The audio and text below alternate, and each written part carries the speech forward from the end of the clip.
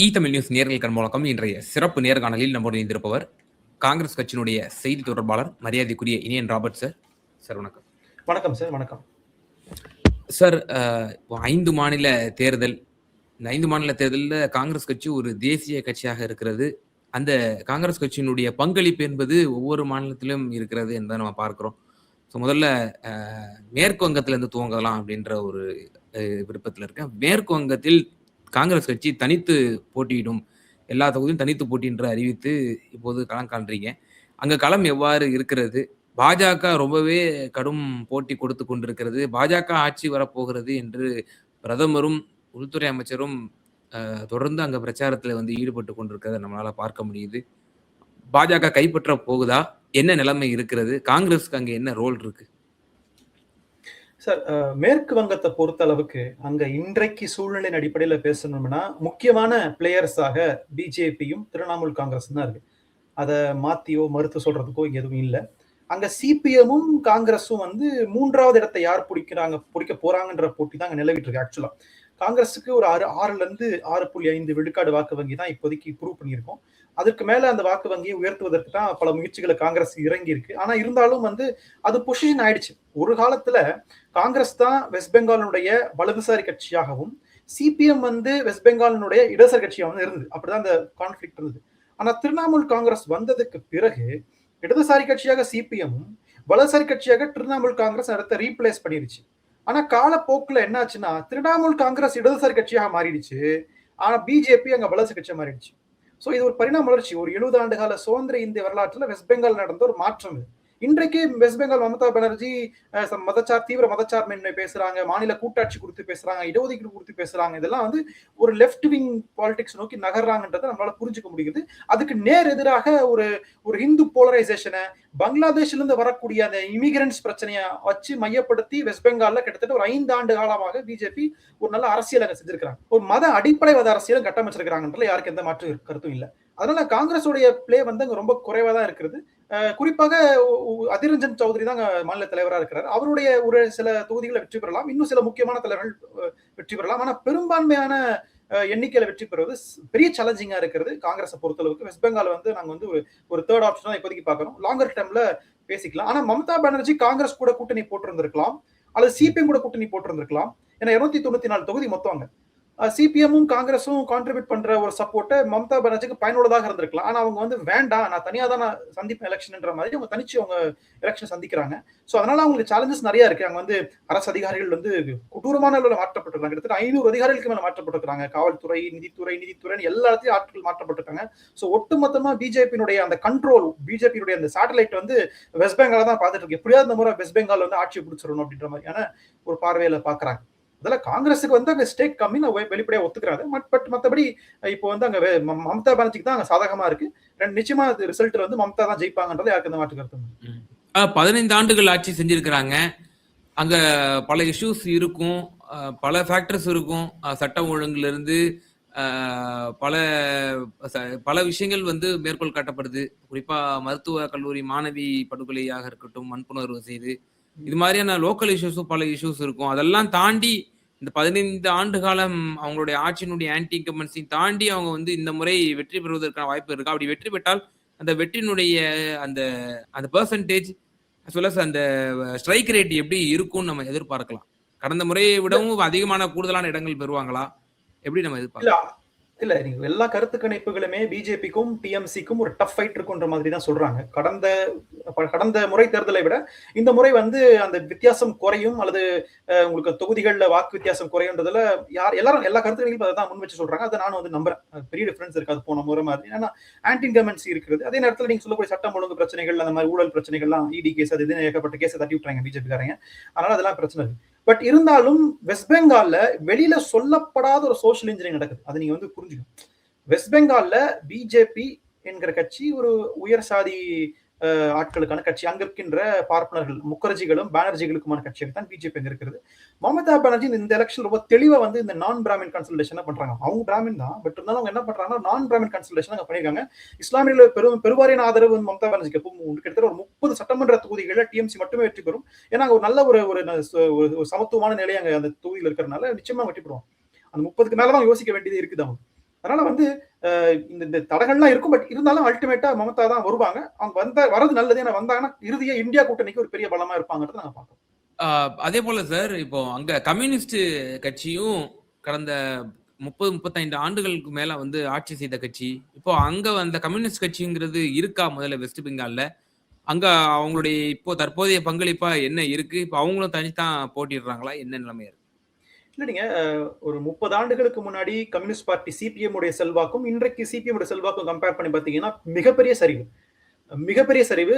அது சொல்ல முடியாத அளவுக்கு சரிவை வந்து அவங்க சந்திச்சிருக்காங்க. மாற்று கருத்து இல்ல.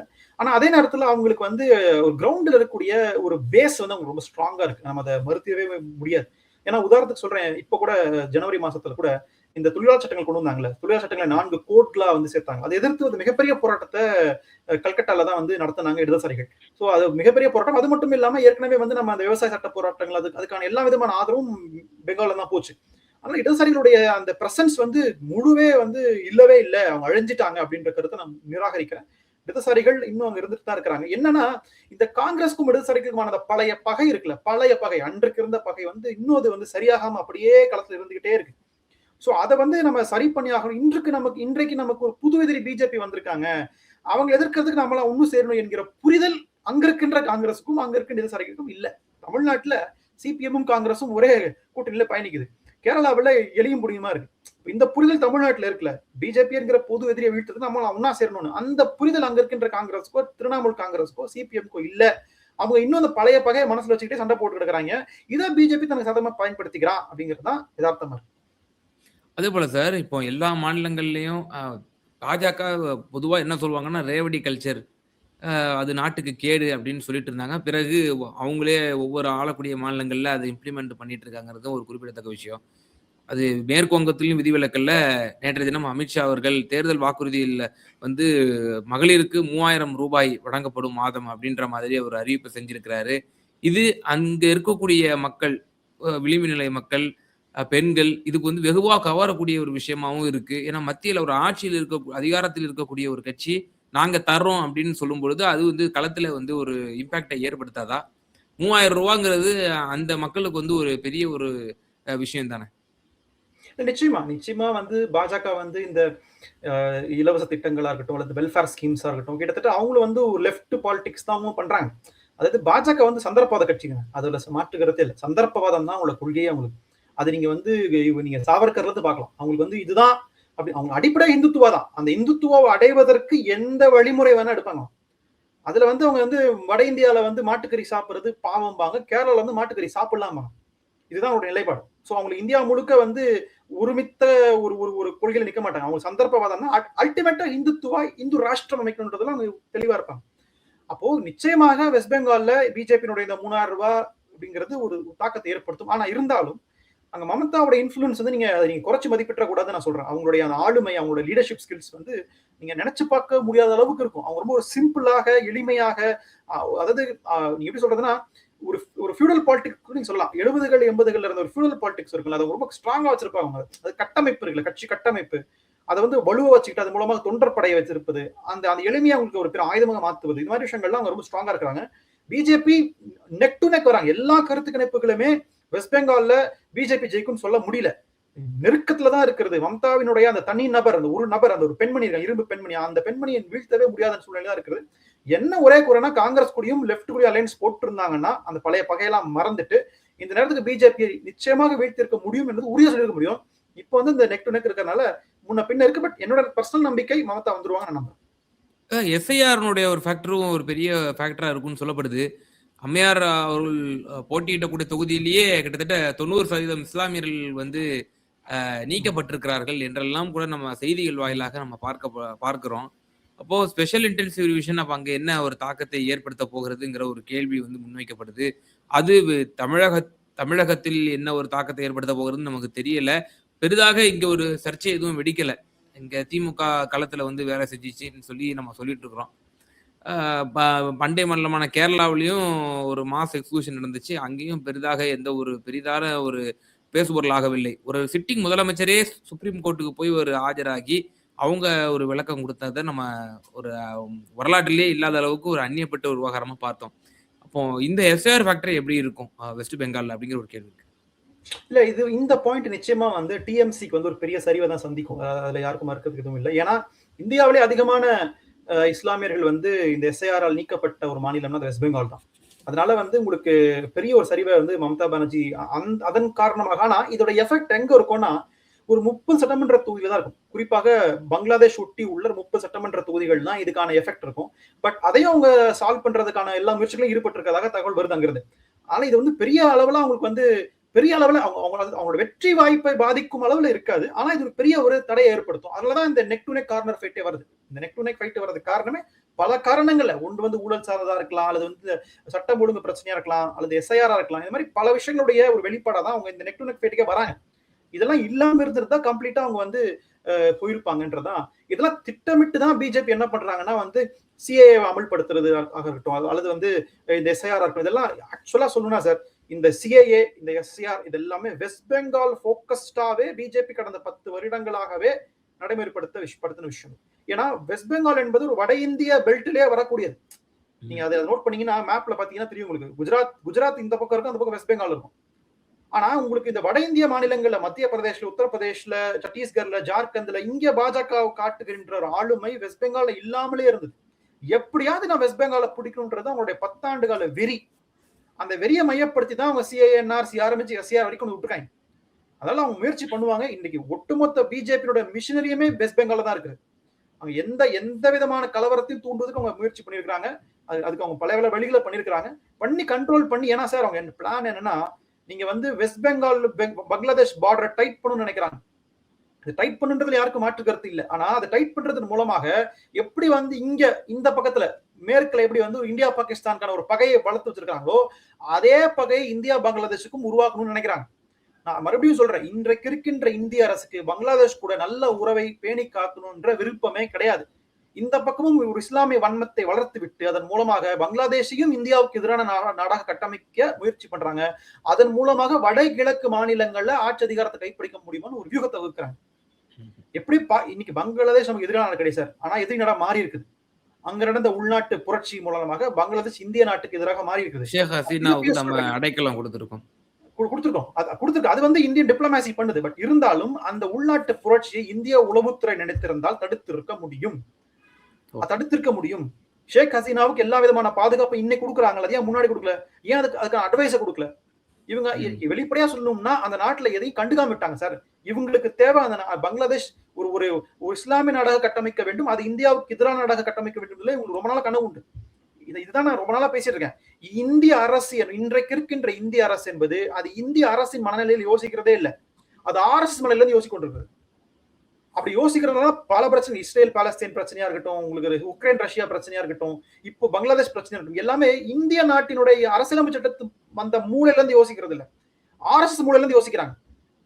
அதுதான் இந்த எஸ்ஐஆர், சிஏஏ, என்ஆர்சி பங்களாதேஷை வந்து எதிரியா காண்பிப்பது. ஏன்னா நீங்க சமூக ஊடகங்கள்ல பாத்தீங்கன்னா பங்களாதேஷ்ல இருக்கக்கூடிய இஸ்லாமியர்களுக்கு எதிரான கருத்துக்களை RSS சார்ந்தவங்க கேலியும் நக்கலுமாக எழுதிக்கிட்டே வராங்க. டேய், உனக்கு ஒரு காலத்துல அவன் துணை நின்னவன்டா, சரிங்களா? உங்களுக்காக ஒரு நாள் நின்னவன், நீங்க அதுக்காக நின்றுக்கீங்க. அந்த நாடு உருவானதே இந்தியானாலதான். அப்ப இந்தியா தனக்கு பாதுகாப்பாக ஸ்ட்ராட்டஜிக்கலா பங்களாதேஷ் இருப்பது நமக்கு நல்லதுன்னு ஒரு நாட்டை உருவாக்குச்சு. கிழக்கு பகுதியிலிருந்து சீனாவில இருந்து வருகின்ற அச்சுறுத்தலை தடுப்பதற்காக. ஆனா இன்னைக்கு பங்களாதேஷ் பேச்சுவார்த்தை சீனா கூட நடத்திட்டு இருக்கு. நம்மளால உருவான நாடு இன்னைக்கு நம்ம கைவிட்டு போயிருக்கு. அப்போ இதெல்லாம் வந்து உணரணும்.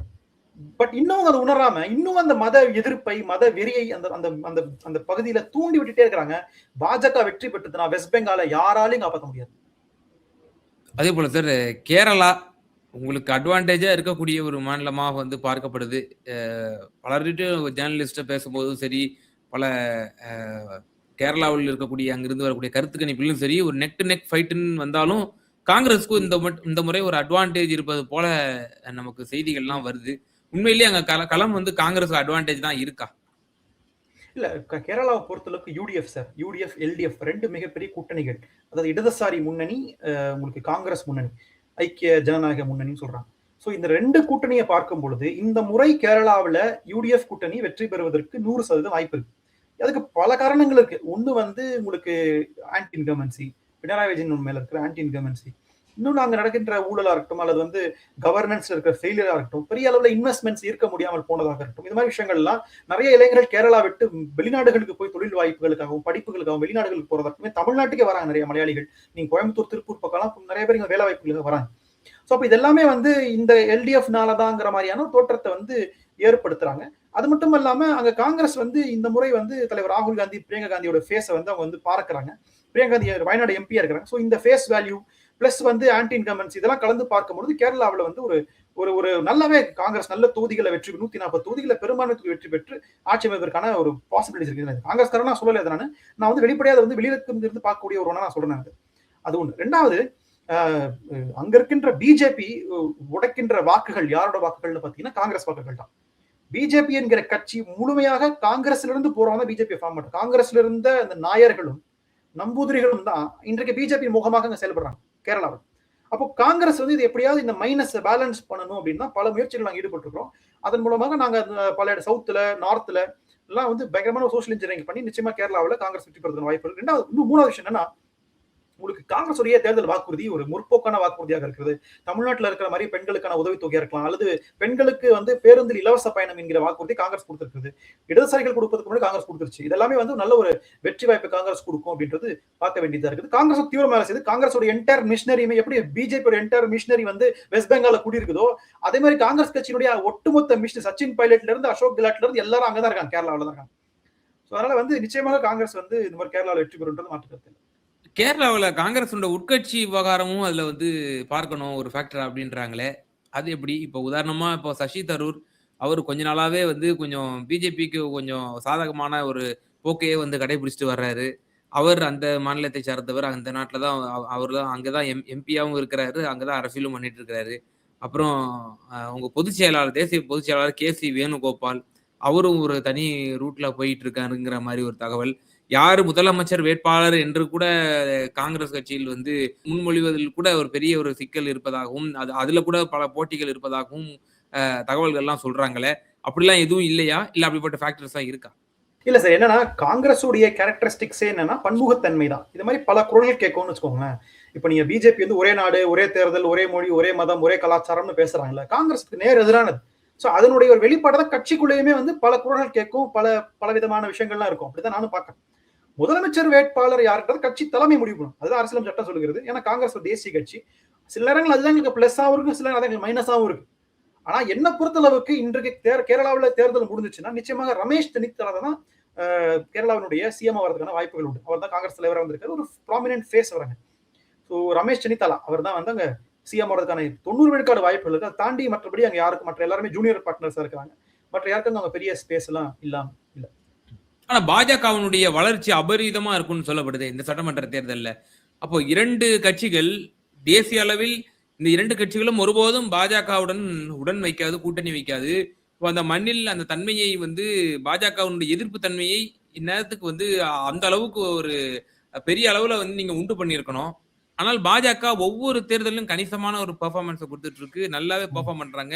திருவனந்தபுரத்தை வந்து பிடிச்சிட்டாங்க. ஒரு சுரேஷ் கோபிங்கிற ஒருத்தர் MP வேற இருக்காரு, அந்த ஒரு தொகுதியில இருக்கிறாரு. அப்போ பாஜக இந்த முறை நல்ல ஒரு வளர்ச்சி அடையும், பெர்சன்டேஜும் நல்லா வாங்குவாங்க அப்படின்ற மாதிரி சொல்றாங்களே, அப்படி களம் இருக்கா? அவ்வாறுதான் இல்ல, நீங்க எதிர்பார்க்கிற அளவுக்கு இல்ல. ஆக்சுவலி பாஜக வந்து திருவனந்தபுரம் தொகுதியில கொஞ்சம் செல்வா கூட இருக்கிறாங்க. திரிசூர் பகுதியில கொஞ்சம் செல்வா கூட இருக்கிறாங்க. இந்த 2 பகுதியில தாண்டி கேரளாவில் அவங்களுக்கு பெரிய ஒரு மாஸ் இல்ல.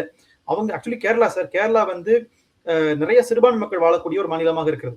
நிறைய இஸ்லாமியர்கள், நிறைய கிறிஸ்தவர்கள் வாழக்கூடிய மாநிலமாக இருக்குது. அங்க வந்து மாட்டுக்கறி சாப்பிடுறதோ அல்லது வந்து மத வழிபாடு முறைகளை எந்த பிரச்சனையுமே இல்லாம சகோதரத்துவத்தோட வாழ்றாங்க. ரொம்ப அழகான ஒரு மாநிலம் அது. நீங்க போனீங்கன்னா இந்தியா இப்படிதாண்டா இருக்கணும்ன்ற மாதிரி இருக்கும். சரிங்களா? சர்ச் பக்கத்துல கோயில் இருக்கும், கோயில் பக்கத்துல பள்ளிவாசல் இருக்கும், எல்லா பக்கத்துல இருக்கும். ஒத்துமையா சந்தோஷமா இருப்பாங்க, நண்பர்களா இருப்பாங்க, எந்த பிரச்சனையும். அரசியல் போட்டியை தாண்டி மத போட்டிகள் பெருசா கேரளா நீங்க பார்க்கவே முடியாது. ஆனா பிஜேபி அங்க எப்படியாவது வந்து எப்பயும் போல சித்து விளையாட்டுகள் மூலமாக அங்க செயல்படுத்தணும்னு நினைக்கிறாங்க. ஆனா அது கேரளாவில் ஒர்க் அவுட் ஆகுது சார். ஏன்னா ஒரு படித்த மாநிலம் அது, ஒரு முதிர்ச்சியான மாநிலம் அது. நான் ஏற்கனவே சொன்ன மாதிரி அங்க இருக்கின்ற அந்த உயர் சாதி நாயர் நம்பூதிரிகளுடைய ஒரு பகுதி வந்து பாஜகவை விரும்புறாங்க. ஏன்னா அவங்களுக்கான ஒரு ப்ரொடெக்ஷன் அவங்க வந்து எதிர்பார்க்கறாங்க. அவங்களுக்கான ஒரு அரசியல் அவங்க வந்து பாஜக கொடுக்கும்னு நினைக்கிறாங்க. அதன் மூலமாக பாஜக ஒரு அரசியல் அங்கப்படுது. மற்றபடி அங்க வாழக்கூடிய பெரும்பான்மை மக்கள் வந்து பாஜக கன்சிடர் பண்ணல. அதெல்லாம் நீங்க சொல்ல அந்த பாக்கெட்டை தாண்டி பிஜேபிக்கு எந்த பெரிய வளர்ச்சியுமே இல்லாத பிஜேபி கேரள அரசியல பெரிய தாக்கத்தெல்லாம் வந்து ஒண்ணும் பண்ண முடியாது. காங்கிரஸுடைய ஓட்ட ஒரு ஒரு பகுதி உடைக்கிறாங்கன்றதுல மாற்று கருத்து இல்லை. ஆனா அது வந்து ஒரு பெரிய அளவுல இம்பாக்ட் எல்லாம் கிரியேட் பண்ணாதுன்றதான் எலக்ட்ரல் பாலிடிக்ஸ்ல பெரிய இம்பாக்ட் கிரியேட் பண்ணது. காங்கிரஸ் கொஞ்சம் தலைவலியா இருந்தது. பட் தலைவலியை நாங்க வந்து சரி பண்ணிடுவோம். அஸ்ஸாம்ல என்ன நிலவரம் சார்? சார் அஸ்ஸாம் வந்து உண்மையா சொல்லணும்னா இன்னைக்கு இந்தியாவிலேயே அதிகமான ஒரு போலரைஸ்டு ஸ்டேட், அதாவது வடகிழக்கு மாநிலங்கள்ல அதிகமான ஒரு போலரைஸ்ட் ஸ்டேட் அது அஸ்ஸாம் தான். ஏன்னா பங்களாதேஷ்ல இருந்து வரக்கூடிய இந்த இமிகிரன்ட்ஸ், சரிங்களா, அதாவது எந்த விதமான பாஸ்போர்ட் விசா இல்லாம வரக்கூடியவங்க நிறைய பேர் இருக்கிறாங்க. நான் இல்லைன்னா சொல்றதுக்கு இல்லை, வராங்க. அந்த அகதிகளை வந்து அதிகமா அந்த அகதிகள்னால வரக்கூடிய அதிகமான பிரச்சனைகள் சந்திக்கின்ற மாநிலமாக அஸ்ஸாம் இருக்கு. ஏன்னா உங்களுக்கு கல்கட்டாவுக்கு வரணும்னா ஆறுகளை தாண்டி வரணும். அந்த பிரம்மபுத்திரா நதி இருக்கு, தாண்டி வரணும். அது ஒரு சேலஞ்சிங்கான விஷயம். அங்க பார்டர் கொஞ்சம் டைட்டா இருக்கும். ஆனா நீங்க சிலிகுரின்னு ஒரு இடம் இருக்கு அஸ்ஸாமுடைய, அந்த சிலிகுரி வழியா அஸ்ஸாமுக்குள்ள மலை காடுகள் வழியா போறது ஈஸி. அதனால நிறைய பேர் வந்து எந்த விதமான இதுமே பாஸ்போர்ட் விசா எல்லாம் இல்லாம வராங்க. உண்மைதான். அப்போ அவங்கள வந்து நம்ம அகதிகள் அவங்களுக்கான என்ன உரிமை, அகதிகளுக்கான உரிமைகள்னே யுனைடெட் நேஷன்ஸ்ல சில சட்ட விதிகள் இருக்கு. அதை வந்து இங்கிலாந்து, பிரான்ஸ் போன்ற நாடுகள்லாம் கரெக்டா கடைபிடிக்கிறாங்க.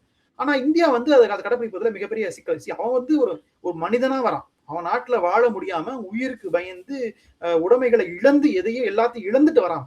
அனாதையா வரான். நம்ம நாட்டை நம்பி இங்க வந்தா காப்பாத்துவோன்னு வரான். ஆனா அவர்களை எதிரிகளாக சித்தரித்து அவர்களால் தான் இந்தியா வந்து பெரிய ஒரு பாதிப்பை ஏற்படுத்துகின்ற ஒரு வலதுசாரி மனநிலையிலிருந்து ஒரு பயங்கரமான ஒரு போலரைசேஷனை பிஜேபி அஸ்ஸாம்ல பண்ணிருக்கு. குறிப்பாக ஒரு 40 சட்டமன்ற தொகுதி ஹைலி போலரைஸ்டு ஸ்டேட். இன்றைக்கு பாஜகவினுடைய முகமாக இருக்கக்கூடிய ஹேமந்த் பிஸ்வா சர்மா ஒரு காலத்துல காங்கிரஸ்ல இருந்தவர், காங்கிரஸ்ல முதலமைச்சர் வேட்பாளர் முகமாக இருந்தவர், ராகுல் காந்தியால் விரட்டப்பட்டவர், அடித்து விரட்டப்பட்டவர். இன்னும் சொல்ல போனா தலைவர் ராகுல் காந்தியால் அடித்து விரட்டப்பட்டவர் தான் ஹேமந்த் பிஸ்வா சர்மா. அடித்து விரட்டப்பட்ட அடுத்த நாளே போய் பிஜேபியில சேர்ந்து நான் தான் முதலமைச்சர் வேட்பாளர்னு அங்க பிரகடனப்படுத்திட்டார். பிஜேபி ஒரு வரவேற்றுச்சு. அவருக்கு இருக்கின்ற ஒரு மதவெறி அது வந்து உண்மையிலேயே அமித்ஷா கூட இருக்குமான்னு ஒரு பெரிய கேள்வி இருக்கு. அந்த அளவுக்கு வந்து அங்க இருக்கின்ற சிறுபான்மையினரை வந்து எதிரிகளாக காண்பிப்பது, சரிங்களா, அவர்களை கொலை செய்வது போல ஒரு ஷூட் பண்றது போல எல்லாம் வீடியோ எடுத்துலாம் கட்சி போட்டாங்க. நீங்க பாத்துருக்கு விஷுவல்ஸ் வந்துச்சு யூடியூப்ல எல்லாம். அதாவது துப்பாக்கி எடுத்து சுடுற மாதிரி அதெல்லாம் வந்து எடுத்து அதை தேர்தல் பிரச்சாரத்துக்கு பயன்படுத்தினாங்க. அந்த அளவுக்கு மதவெறியை அஸ்ஸாம்ல வந்து தூண்டி இருக்கிறது இந்த பாஜக. அங்க என்னன்னா கணிசமான இந்த பழங்குடி மக்கள் நிறைய பேர் வசிக்கிறாங்க சார். அவங்களுடைய ஆதரவும் வந்து இந்த முறை பிஜேபிக்கு தான் அங்க இருக்கு. அதை நான் வந்து ஸ்டடி பண்ணேன். இத்தனை ஆண்டு காலமாக காங்கிரஸ்க்கு இருந்த பழங்குடி மக்களுடைய ஆதரவு வந்து அவங்க கொஞ்சம் கொஞ்சமா வந்து பிஜேபி போய் அங்க வேலை செய்யறாங்க. ஏன்னா இந்த பழங்குடி மக்கள் வாழக்கூடிய இடங்கள்ல சில இடங்கள்ல இந்த கிறிஸ்துவ மிஷினரிகள் போய் அங்க வந்து மத பிரச்சாரங்கள் ஈடுபடுறாங்க. அது பிஜேபிக்கு தொந்தரவு கொடுக்குது அஸ்ஸாம்ல. சோ அவங்க அதுக்கு பேரலா என்ன பண்றாங்க, ஆர்எஸ்எஸ் உடைய ஏகலைவ அமைப்பு மூலமாக அங்க போய் அவங்க அது மூலமாக பிரச்சாரங்களை பண்ணி அந்த பழங்குடி மக்களோட வாக்கு வங்கிய பழங்குடி மக்கள் ஒரு 15 தொகுதியில் இருக்காங்க. 15 கான்ஸ்டிடியூன்சிஸ் ட்ரைபல் கான்ஸ்டிடியூன்சி இருக்கு, டாமினன்ட் கான்ஸ்டிடியூன்சி. அது வந்து வாக்கு சேகரிக்கிறாங்க. சோ இதெல்லாம் வந்து காங்கிரஸ்க்கு ஒரு பெரிய சேலஞ்சிங்கா இருக்கு. இப்போ காங்கிரஸ் வந்து ஒரு மதசார்பற்ற அரசியலை கட்டமைக்கணும், சமத்துவமா எல்லாரும் இருக்கணும், இது மாதிரிலாம் யாரையும் எதிரியா பார்க்காதீங்கப்பா, வரவ அகதி அவன் மனுஷனா வரான், எதுவுமே இல்லாம நம்ம இலங்கை அகதிகளை யாரும் தமிழ்நாட்டில் இருக்கும் யாரும் எதிரியா பார்க்கல. அகதிகளா இருக்காங்க, கேம்புகள் இருக்காங்க, அவங்களுக்கு ரேஷன்ல இருந்து சில பொருட்கள் வழங்கப்படுகிறது, அவங்களுக்கு சில கட்டுப்பாடுகள் இருக்கு, அது மீறி அவங்க வாழ்ந்துட்டு இருக்காங்க. அந்த மாதிரி அகதிகளை சமத்துவத்தோட சகோதரத்துவத்தோட வரவேற்கின்ற மனநிலை அஸ்ஸாம் மக்கள் பல பேருக்கு இல்லை. அதுக்காக பிஜேபி தான் அந்த வெறுப்புணர்வை தூங்கி இருக்கிறாங்க. இவன் வரானா நம்ம வேலை வாய்ப்புகளை புடுங்கிடுவான், நம்ம நாட்டை திருடுறதுக்கு வரான், இந்த திருட்ட பண்றதுலாம் இவங்க தான் அப்படின்ற மாதிரியான திருடர்கள் இவங்க, கொள்ளடிக்கிறவங்க இவங்க தான், இவங்களை உள்ள விடக்கூடாதுன்ற மாதிரியான ஒரு பிரச்சாரத்தில் ஈடுபட்டு பயங்கரமான ஒரு போலரைஸ்டு ஸ்டேட் ஆகுது. Assam is a highly polarized state in the north eastern belt. இதெல்லாம் யாருக்கு மாற்று கருத்து இல்லை. காங்கிரஸ்க்கு ஒரு பெரிய சார்ஜ் தான். கோகோய் ஃபேமிலி தான் காங்கிரஸ் தலை வழி நடத்துது. ஸோ கோகோய் ஃபேமிலி தான் முழுக்க வந்து காங்கிரஸ் வேட்பாளர்களை போட்டதாக இருக்கட்டும். அதே மாதிரி வந்து உங்களுக்கு மற்ற சிறு கட்சிகள் அங்கே சிபிஐ வந்து கூட்டணியில் இருக்கு, காங்கிரஸ் கூட்டணியில் இருக்காங்க அஸ்ஸாம்ல. ஸோ இந்த மாதிரி இடதுசாரி கட்சிகள் மதசார்பற்ற சக்திகள்லாம் அங்கே சேர்த்து ஜனநாயக சக்திகள்லாம் சேர்த்து ஒரு கூட்டணி உருவாக்கி அதன் மூலமாக தேர்தல் சந்திக்கலாம் நாங்கள் பார்த்துட்டு இருக்காங்க. ஆனா எனக்கு தெரிஞ்சு இந்த முறை நிச்சயமாக அஸ்ஸாம்ல வந்து காங்கிரஸ் வெற்றி பெற்று நான் எதிர்பார்க்கிறேன். 140 தொகுதி அங்க இருக்கு, நிச்சயமா வெற்றி பெற்று நினைக்கிறேன். ஏன்னா வந்து உங்களுக்கு பாஜக ஆண்டுருச்சு, பெரிய ஆன்டி இன்கம்பன்சி இருக்கு, அங்க பெரிய வளர்ச்சியும் இல்லை, ஒரு முன்னேற்றமும் இல்லை. ஏன்னா வளர்ச்சி என்கிற பேர்ல தான் பிஸ்வாஸ் சர்மா போனாரு, ஆனா ஒரு வளர்ச்சியும் இல்லை. அதை விட்டு மத கலவரங்கள் தான் அதிகமா இருக்கும் அஸ்ஸாம்ல. இதை கட்டுப்படுத்துறதுக்கு மக்கள் விரும்புவாங்க. ஏன்னா அஸ்ஸாம்ல இருக்கக்கூடிய பல மக்கள் வந்து மும்பைக்கும் பெங்களூருக்கும் சென்னைக்கும் வேலை செய்யறாங்க. நீங்க வந்து இன்னைக்கு இந்த ஸ்பாக்கள்ல, இந்த பியூட்டி பார்லர்கள்ல, மசாஜ் சென்டர்கள் இருக்கக்கூடிய, இந்த ரெஸ்டாரண்ட்ஸ்ல இருக்கக்கூடிய இந்த நார்த் ஈஸ்ட் முகங்கள் இருக்கும்ல, அதுல 50 விழுக்காடு அஸ்ஸாம் மாநிலத்தை சார்ந்தவங்க.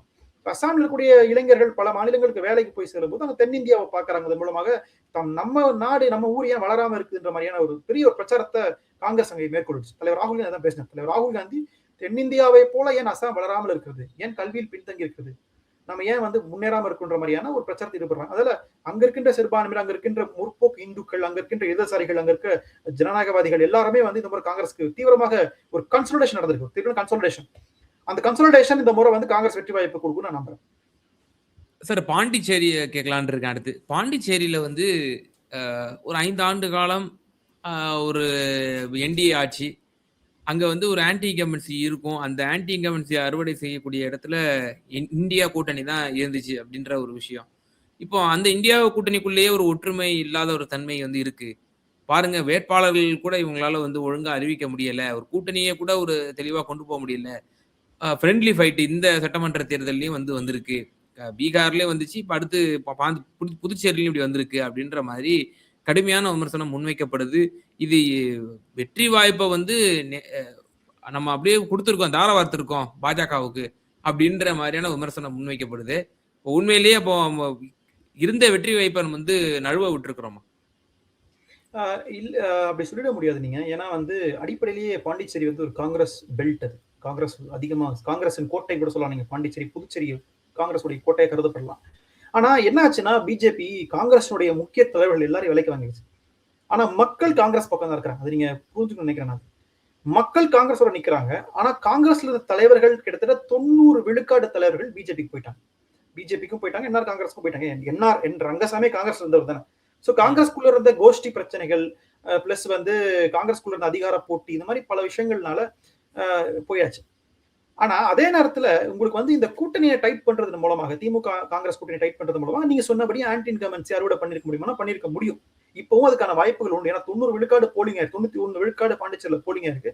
அது வந்து நிச்சயமாக ஒரு பக்கம் காங்கிரஸ் திமுக கூட்டணிக்கு சாதகமா இருக்கும்னு தான் நான் நினைக்கிறேன். ஏன்னா நீங்க என்ஆர் காங்கிரஸ் ஆட்சிக்கு வந்தாலும் அதை நடத்துகிறது பிஜேபி தான். அது எல்லாருக்கும் தெரியும். அது யூனியன் டெரிட்டரி. அது அங்க வந்து பெரிய அளவுல ஒன்றிய அரசோட நிதி வந்து வர்றதில்ல. நீங்க போய் பாருங்க, பாண்டிச்சேரி 2018 நான் கடைசியா போனேன். அப்போ என்ன வளர்ச்சி இருந்ததோ அதே வளர்ச்சி தான் இப்பவும் இருக்கு. 2026லயும் இருக்கு. பெரிய முன்னேற்றம் பாண்டிச்சேரியில் இல்ல. அங்க வளர்ச்சின்றது ஒண்ணுமே இல்ல. பெரிய ஐடி நிறுவனங்கள் எதுவுமே இல்ல. ஆனா ஆட்சியில் இருப்பது என்ஆர் காங்கிரஸும் பிஜேபி தான். அப்போ காங்கிரஸ் இருந்த பொழுது பாண்டிச்சேரிக்கு ஏற்பட்ட முன்னேற்றங்களும் என்ஆர் காங்கிரஸ் இருந்த சமயத்துல இருந்த முன்னேற்றங்களும் கம்பேர் பண்ணி பார்த்தோம்னா பெரிய அளவுல இல்ல. ஆனா என்ன, அங்க இருக்கின்ற ஒரு ஜாதி கட்டமைப்பு, அதன் மூலமாக ஏற்படுகின்ற சோசியல் இன்ஜினியரிங்கை பயன்படுத்தி பாஜக வெற்றி பெற்றுக்கிட்டே இருக்கு. ஆனா இந்த முறை அது செல்லா காசாயிடும்ன்றதான் என்னுடைய கருத்து. ஏன்னா இந்த முறை வந்து மக்கள் வந்து பாக்குறாங்க, தமிழ்நாடு பாக்குறாங்க, தமிழ்நாடு முதலமைச்சருடைய கேம்பெயினை பாக்குறாங்க, அவர் முன்வைக்கின்ற கருத்துக்களை பாக்குறாங்க. ஆனா பாண்டிச்சேரியில அந்த மாதிரி எந்த விதமான முற்போக்கு கருத்துக்களும் இடம்பெறுவதே இல்லை. ரெண்டாவது அங்க என்ன பிரச்சனைனா சார், ரொம்ப டீசென்ட்ரலைஸ்டான பாலிடிக்ஸ் இருங்க. ஒரு எம்எல்ஏ அந்த எம்எல்ஏக்கு தான் ஓட்டு. கட்சிக்கு ஓட்டுன்றதை தாண்டி அந்த லோக்கல் எம்எல்ஏ செல்வாக்கா இருப்பாரு, அவர் பணம் கொடுப்பாரு, அவர் விசுவாசிகள் இருப்பாங்க. அப்படிதான். ஏன்னா ஒரு எம்எல்ஏன்றது நம்ம ஒரு கவுன்சிலர் மாதிரி வச்சுக்கோங்களேன்.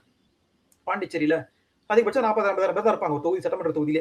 சோ அதனால அந்த எம்எல்ஏக்களுடைய ஃபேஸ் வேல்யூ தான் அந்த சீட்டை தீர்மானிக்குது. அப்ப அதனால வந்து இந்த முறை வந்து காங்கிரஸ் போட்டிருக்கின்ற வேட்பாளர்களா இருக்கட்டும், அல்லது திமுக வேட்பாளர் இருக்கட்டும், எல்லாமே வந்து ஒரு பப்ளிக் பரிச்சயமான முகம் தான். பட் இருந்தாலும் எங்க குழப்பம் ஏற்பட்டுச்சு, அங்கதான் இங்க வந்தீங்க. என்ன குழப்பம்னா, திமுக காங்கிரஸ் கூட்டணி இறுதியாகிறதுக்கு முன்னாடியே காங்கிரஸ் சார்ந்த ஒரு 6-7 பேர் போய் நாமினேஷன் போட்டாங்க. அங்கதான் பிரச்சனை. அவங்கதான் போட்டி வேட்பாளர்களாக நின்னுட்டாங்க. அங்க திமுகவும் நிக்குது. 6-7 தொகுதிகள்ல காங்கிரஸும் நிற்கிறது, திமுகவும் நிற்கிறது, எதிர்த்தே நிற்கிறாங்க.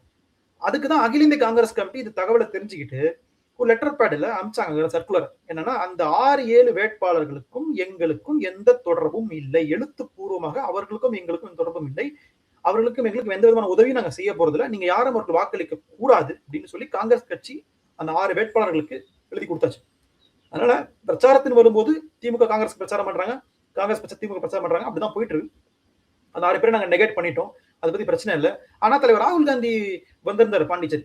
அவர் மேடையில பேசிட்டு திருப்பி ஏர்போர்ட்டுக்கு போற வழியில 6-7 பேர் என்ன பண்ணாங்க, போட்டி வேட்பாளர்கள் என்ன பண்ணாங்கன்னா, அவர்கிட்ட போய் நின்று வேகமா ஓடி போய், அவர் யாரும் கூப்பிடல, அவங்க கூப்பிடவே யாருன்னு, இவங்களாம் ஓடி போய் பக்கத்துல நின்றுகிட்டு போட்டோ எடுத்து போட்டு ராகுல் காந்தியின் ஆதரவு எங்களுக்கு உண்டுட்டாங்க. அது பெரிய சர்ச்சையா போச்சு. அப்புறம் தான் திருப்பி all India Congress committee Girish Odankar அங்க போய் உட்காந்துக்கிட்டு, நாங்க உங்களுக்கு ஆதரவு இல்லை, தலைவர் ராகுல் காந்தி அவங்களை ரெகனைஸ் பண்றதுக்கு முன்னாடி ஒரு போட்டோ எடுத்து வச்சுக்கிட்டு அவங்க வந்து எங்களுக்கு ஆதரவுன்னு சொல்றாரு. அது வந்து முழுக்க ஒரு நேர்மையற்ற செயல் அது. அதனால எங்களுடைய முழுமையான ஆதரவு திமுகவுக்கு தான். அங்க 30 தொகுதிகள்ல சரிபாதி திமுக, சரிபாதி காங்கிரஸ் நிக்கிறது. சோ வெற்றி பெறும் பட்சத்துல ஒரு கூட்டணி ஆட்சி பாண்டிச்சேரியில் அமைப்பதற்கான வாய்ப்புகள் இருக்குன்னு எல்லாரும் சொல்றாங்க. அதுதான் அங்க இருக்க நிலவரமா இருக்கு. இறுதியான ஒரே ஒரு விவகாரமாக தமிழ்நாடு மாநிலம். ஸோ தமிழ்நாடு எல்லா கருத்து கணிப்புகளிலும் ஓவரால் திராவிட முன்னேற்ற கழகம் தான் மீண்டும் ஆட்சி அமைக்க போகிறது என்ற ஒரு கருத்துப்பட அந்த அணி நல்ல ஒரு இன்டாக்டா இருக்கு, தொடர் வெற்றியில இருக்குன்னு சொல்றாங்க. இப்போ இந்த கூட்டணிக்குள் பரஸ்பர தன்மை இல்லை என்கிற ஒரு குற்றச்சாட்டு இந்த தேர்தலில் போது முன்வைக்கப்படுது. இன்டாக்டா இருந்தாலும் பல பரஸ்பர தன்மை இல்லை, கடந்த முறை இருந்தது போல இந்த முறை இல்லை அப்படிங்கிற ஒரு விமர்சனம்.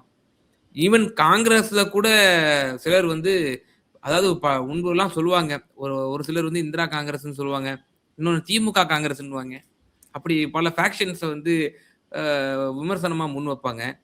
இப்ப தாவேகா காங்கிரஸ்னு ஒண்ணு புதுசா உருவாகி இருக்கா காங்கிரஸ்லயே அப்படின்ற மாதிரி திரு விஜய் அவர்கள் உங்கள் மீது இன்று கூட செங்கோட்டையன் அவர்கள் என்ன சொல்றாரு, காங்கிரஸ் கட்சியினுடைய அடிமட்ட தொண்டர்கள் எல்லாம் தாவேகாவுக்கு வந்து ஆதரவு தெரிவிக்கணும் அப்படின்ற மாதிரி ஒரு அந்நிய கட்சியினுடைய தலைவர் இப்படிப்பட்டவர் பேசுறது பார்க்கிறோம். இப்ப தமிழ்நாட்டுல திமுகவுக்கு ஒரு ஆதரவான சூழ்நிலை இருக்கா?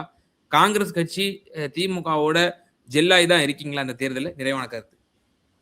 சார், அதாவது காங்கிரஸோடைய தலைமை யாருன்னு கேட்டீங்கன்னா, தலைவர் ராகுல் காந்தி, மல்லிகார்ஜுன கார்கே, அகில இந்திய காங்கிரஸ் கமிட்டி ஏஐசிசின்னு சொல்லுவோம்.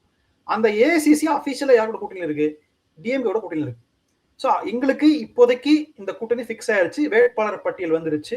நாடாளுமன்ற உறுப்பினர்கள், சட்டமன்ற உறுப்பினர்கள் எல்லாம் பிரச்சாரத்துக்கு போறாங்க, வராங்க. எல்லாம் கட்சி நிர்வாகிகள் எல்லாம் இருக்கு, மாவட்ட தலைவர்கள் எல்லாம் வந்து டிஎம்கே கூட பயணிக்கிறாங்க. காங்கிரஸ்குள்ள எப்பவுமே, இப்போ இல்ல, காமராஜர் தோற்கடிக்கப்பட்ட காலத்துல இருந்தே வந்து திமுக கூட்டணி எதிர்ப்பு மனநிலையோட ஒரு 10 பேர் இருப்பாங்க. இந்த 10 பேர் இப்ப என்னடானா உங்களுக்கு ஒரு அடையாளம் கிடைச்சிருச்சு. அவங்களுக்கு தாவேக்கன் கட்சி வந்துருச்சுப்பா. இத்தனை நாளா வந்து அவங்க அதிமுக கூட்டணின்னு பேசிட்டு இருந்தாங்க. இப்ப அதிமுக பாஜக இருக்கிறதுனால அவங்க ஒரு ஆப்ஷன் கிடைக்காதனால இப்ப தாவேகா கூட்டணி அப்படின்னு பேசுறாங்க. அவங்க அடிப்படையிலேயே இவங்க எல்லாரும் யாருன்னா திமுக கூட்டணி எதிர்ப்பாளர்கள் அப்படின்னு சொன்னா கரெக்டா இருக்கும். அதனால அவங்க இந்த குரலை சோசியல் மீடியால எழுதுவாங்க, பேஸ்புக்ல எழுதுவாங்க. ஆனா பெரும்பான்மையான கட்சி நிர்வாகிகள் திமுக கூட போறதுதான் சரின்னு நினைக்கிறாங்க. ஏன்னா ஒண்ணு, தாவேகா தன்னுடைய வாக்கு வங்கியை நிரூபிக்க சோசியல் மீடியா ஹைப்பை தாண்டி கிரவுண்ட்ல என்ன இருக்குன்னு யாருக்கும் தெரியல. ஒரு 1000 பேர் விஜய் எங்க போனாலும் போயிடுறாங்க. அந்த 1000 பேர் வேன் பின்னாடியே போறாங்க. அந்த வேனை தாண்டி பாத்தீங்கன்னா யாருமே இருக்க மாட்டாங்க. வேனுக்கு முன்னாடி யாரும் இருக்க மாட்டாங்க. சோ அப்போ இதுதான் வந்து தாவேக்கனுடைய பலமாக சோசியல் மீடியால இங்க ஒரு கேமரா, அங்க ஒரு கேமரா வச்சு பயங்கரமான கிமிக்ஸ் எல்லாம் பண்ணி காமிக்கிறாங்க. அதே நேரத்துல பெண்களுடைய வாக்கவை கணிசமாக இருக்கிற மாதிரி தோற்றத்தை ஏற்படுத்துறாங்க. ஆனா இதெல்லாம் இருந்தாலும் கூட காங்கிரஸால் தாவேக்காவை பிட்ச் பண்ண முடியாது. காங்கிரஸால், ஏன்னா அடிப்படையில அவங்க வாக்கு வங்கியை ப்ரூவ் பண்ணல, என்ன அடிப்படையில செயல்படுறாங்க, யார் அவங்களுக்கு பின்னாடி இருக்கான்றது யாருக்கும் தெரியல. அதுல காங்கிரஸ் ஒரு ஃபேக்டரா பார்க்காது. ஆனா விஜய் வழிய வந்து உட்காந்துக்கிட்டு, அல்லது விஜய் கட்சிக்காரங்க வழிய வந்து உட்காந்துக்கிட்டு உண்மையான காங்கிரஸ் எங்க பக்கம் இருக்குன்னு சொல்றதெல்லாம் வேடிக்கையா இருக்கு. அதாவது நாங்க பணம் வாங்கிட்டோம், கோடிக்கணக்கான ரூபாயை தமிழ்நாடு காங்கிரஸ் பெற்று விட்டது, அதனால் திமுக கூட்டணியில் காங்கிரஸ் பயணிக்குதுன்னு யார் அசிங்கப்படுத்துறாரு? எங்களை அசிங்கப்படுத்துறாரு, காங்கிரஸ்காரங்க அசிங்கப்படுத்துறாரு. நாங்க பணம் வாங்கிட்டோம் அப்படின்னு யார் அசிங்கப்படுத்துறா? விஜய் அசிங்கப்படுத்துறாரு. ஆனா இதே விஜய் தான் காங்கிரஸ் எங்க கூட தான் நல்லா இருக்கும்னு சொன்னாரு. காங்கிரஸ் எங்க கூட வந்தா நல்லா இருக்கும்னு சொல்ற ஒருவர் அந்த காங்கிரஸ் உடைய ஃபேஸ் வேல்யூவை, அதாவது என் நண்பன் என் கூட இருக்கிறான், என் நண்பன் ஏதோ ஒரு நண்பன், அந்த நண்பன் வந்து என்னை விட்டுட்டு போயிட்டானா, அந்த நண்பனை நான் திருப்பி கெட்ட வாரத்துல திட்டுனேன்னா நான் எந்த அளவுக்கு அந்த நட்பை மதிச்சுன்னு ஒரு பெரிய கேள்வி இருக்குல்ல. அப்போ விஜய் காங்கிரஸ் கூட்டணியை விரும்பியதாக இருந்தால், காங்கிரஸ் ஒரு நட்பை அவர் நேசித்தவராக இருந்தால், இன்று காங்கிரஸ் வெளியில அவர் கணக்குப்படி வச்சுப்போம், வெளியில போனதுக்கு அவர் இந்த மாதிரி வந்து காங்கிரஸை சொல்லுவார் என்றால், பணம் வாங்கிட்டாங்க, லஞ்சம் வாங்கிட்டாங்க, போய் குற்றச்சாட்டுகளை அடுக்குவார் என்றால், அவருக்கு அந்த கூட்டணி மேல எவ்வளவு ஒரு நேர்மை, விசுவாசம் இருக்குன்னு ஒரு பெரிய கேள்வி இருக்கு. அப்போ உண்மையிலேயே விஜய் வந்து அதிகபட்ச விரக்தியில இருக்கிறார். அதிகபட்ச விரக்தி, ஐயோ நம்ம கூட யாரும் வரலையே, குறிப்பா காங்கிரஸ் வரலையே என்ற விரக்தியின் உச்சத்துல உளறிட்டு இருக்கிறார். அந்த உளறல் தான் காங்கிரஸ் என் கூட இருக்குது, உண்மையான காங்கிரஸ் என் கூட இருக்குது. சார் ஓப்பனா சொல்றேன், அகில இந்திய காங்கிரஸ் கமிட்டி கூட்டணி யார் போடுறாங்களோ அவங்களுக்காக நாங்க பேசுவோம், அவங்களுக்கு வேலை செய்வோம், அவ்வளவுதான். அகில இந்திய காங்கிரஸ் கமிட்டி இந்த முறை திமுகன்னு சொல்லியிருக்காங்க, அவ்வளவுதான், வேலை செய்வோம். நாளைக்கு நீங்க போய் டிவிக்கு போய் பேசி கூட்டணியை ஃபைனலைஸ் பண்ணீங்கன்னா உங்களுக்கு வேலை செய்யப்படும், அவ்வளவுதான். பட் இன்னைக்கு அதுக்கான எந்த வாய்ப்பும் இல்லை. அதை புரிஞ்சுக்கிட்டு நீங்க என்ன பண்ண போறோம், நம்ம கட்சி ஆட்சிக்கு வந்து என்ன பண்ண போறோம் நீங்க பேசுனீங்கன்னா அது ஒரு முதிர்ச்சியான அரசியல். மாற்று கட்சியில வந்து நீங்க பணம் வாங்கிட்டீங்க அங்க போயிட்டீங்கன்னா ஒரு இம்மெச்சூர்ட் பாலிடிக்ஸ். நேத்து கூட விழுப்புரத்துல டி.கே. சிவகுமார் தெளிவா சொல்லிட்டு போயிட்டாரு, Vijay is an immatured politician. அவருக்கு பொலிட்டிக்கல் மெச்சூரிட்டியா இல்ல அவருக்கு. சார் அரசியல ஹாபி மாதிரி பண்ணிட்டு இருக்காரு சார் அவரு. சிஎம், முதலமைச்சரும் எதிர்கட்சி தலைவரும் காங்கிரஸ் நாடாளுமன்ற உறுப்பினர்களும் ஒரு நாளைக்கு 12 மணி நேரம் ஓடுறாங்க செலக்ஷனுக்கு. 12 மணி நேரம், காலையில 7 மணிக்கு ஆரம்பிச்சாங்கன்னா சாயங்காலம் மாலை 7 மணி வரைக்கும், அதையும் தாண்டி வேலை செய்யறாங்க. ஒரு நாளைக்கு 15 மணி நேரம் போறாங்க சார் பிரச்சாரத்துல, ஒவ்வொரு வேட்பாளரும் ஒவ்வொரு கட்சிக்காரங்களும் சார். வெயில் அட்டிக்கிற வெயில போறாங்க சார். இவர் வந்து கேரவன்ல வந்துகிட்டு ஏசியில உட்காந்துக்கிட்டு பாலிடிக்ஸ் ஹாபி பண்ணிட்டு இருக்காரு சார். இந்த எழுதுவாங்கல ரெஸ்யூமேல hobby reading, writing, singing songs. விஜயோடைய ஹாபி வந்து பாலிடிக்ஸ். அவருடைய ப்ரொஃபஷன் வந்து ஆக்டிங், ஹாபி வந்து பாலிடிக்ஸ். அப்படித்தான் இருக்கு அவரு. தூங்கி எந்திரிப்பாரு, இன்னைக்கு போலாமா, சில பேர் யோசிப்பா ஜிம்முக்கு போலாமா, வேணாம் இன்னைக்கு டயர்டா இருக்கு. அந்த மாதிரி நீ கடலூர் போலாமா, வேணாம் டயர்டா விட்டுருவோம் நாளைக்கு போவோம். நியூஸ்ல ஒரு கடலூருடைய பயணம் ரத்து அப்படின்னு வரும். இவரை நம்பி தமிழ்நாட்டில் கொடுத்தா தமிழ் என்ன சார் ஆகும்? அரசியலுக்கு 1% கூட தகுதியில நபர் விஜய் சார். சோ டிஎம்கேவுக்கு ஒரு கிளியர் அட்வான்டேஜ் இருக்குன்றீங்களா? நிச்சயமா சார் நான் தெளிவா நம்புறேன். அதாவது தமிழ்நாட்டுல உள்ள மதசார்பின்மையை நம்பக்கூடியவங்க எல்லாருமே இந்த முறை திமுக காங்கிரஸ் கூட்டணிக்கு தான் வாக்களிக்க போகிறார்கள். ஒரு சில பத்திரிகையாளர் வந்து உட்காந்துக்கிட்டு கிறிஸ்தவர்கள் வாக்கு வந்து விஜய் வாங்கிடுவாருன்னு சொல்றதா நான் ஏத்துக்க மாட்டேன். 90 விழுக்காடு கிறிஸ்தவர்கள் மதச்சார்பின்மை கோட்பாடுனா என்னன்னு புரிஞ்சுக்கிட்டு விட்டாங்க சிறுபான்மை மக்கள் யாரும் இந்த முறை விஜய்க்கு ஓட்டு போட மாட்டாங்க. மதச்சார்பின்மை என்னன்னே தெரியாம இருக்கிற 4 தற்கொலைன்னு ஓட்டு போடுவானே தவிர மத்தபடி யாரும் ஓட்டு போட மாட்டாங்கன்றதுல நான் தெளிவா இருப்பேன். அதால இது வெற்றி கூட்டணி. கிட்டத்தட்ட திமுகவுடைய வாக்கு வங்கி 12% ஆல்ரெடி ரிசர்வ்டு. 12%க்கு மேலதான் பேசணும் இப்போ. அதெல்லாம் கூட்டணி கணக்குகள் 23 கட்சி கூட்டணி இருக்குது. பிளஸ் வந்து முதலமைச்சருடைய தீரா உழைப்பு இதெல்லாம் வச்சு பார்க்கும் பொழுது நிச்சயமாக வர முடியும். அந்த பக்கத்துல பிஜேபி, அதிமுக வந்து அந்த அளவுக்கு ஸ்ட்ரென்த் இல்ல. கொங்கு பெல்ட்டை தாண்டி அவங்களுக்கு பெரிய பவர் எங்கேயுமே இருக்கிற மாதிரி தெரியல. அதால முதலமைச்சர் சொல்ற மாதிரி 200 தொகுதிகள் உத்தரவாதமாக வெற்றி பெற முடியும். 5 முனை போட்டி. பல காரணங்களுக்கு சார், பல ஃபேக்டர்ஸ் இருக்கு. திமுக அடுத்த முறை ஆட்சிக்கு வருன்றதுக்கு நிறைய ஃபேக்டர்ஸ் இருக்கு. நீங்க குவான்டிடேட்டிவா ரிசர்ச் எடுத்து டேட்டா எடுத்து பாத்தீங்கன்னா பல ஃபேக்டர்ஸ் இருக்கு சார். அதெல்லாம் 2வது முறையும் திராவிட மாடல் 2.2 ஆட்சி வரதுக்கு 100% வாய்ப்பு இருக்குல்ல, மாற்றுக்கிறது. நிச்சயமா 5 மாநில தேர்தல் சம்பந்தமான ஒரு மிக நீண்ட உரையாடல், உங்களுடைய தெளிவான கருத்துக்களை எங்க நேயர்களுக்கு பகிர்ந்தீங்க. ரொம்ப நன்றி. Thank you sir. நன்றி.